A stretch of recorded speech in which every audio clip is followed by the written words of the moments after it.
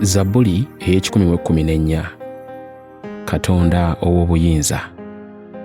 Isirayiri bwe yava mu Misiri, ennyumba ya Yakobo mu bantu ab'olulimi olulala, Yuda n'abeera ekifo kye ekitukuvu, Isirayiri n'afuuka amatwale ge. Ennyanja n'eraba ekyo n'edduka, Yoludaani n'egudda emabega. Ensozi ne zibuukabuuka ng'endiga eza sseddume, n'obusozi obutono ng'obuliga. Wali otya ggwe ennyanja okudduka, naawe Yoludaani okudda emabega, mu ensozi okubuukabuuka ng'endiga eza sseddume, mu busozi obutono ng'obuliga. Kankana ggwe ensi awali Mukama, awali Katonda wa Yakobo, eyafuula ejjinja ekidiba eky'amazzi, ejjinja eggumu, oluzzi olw'amazzi.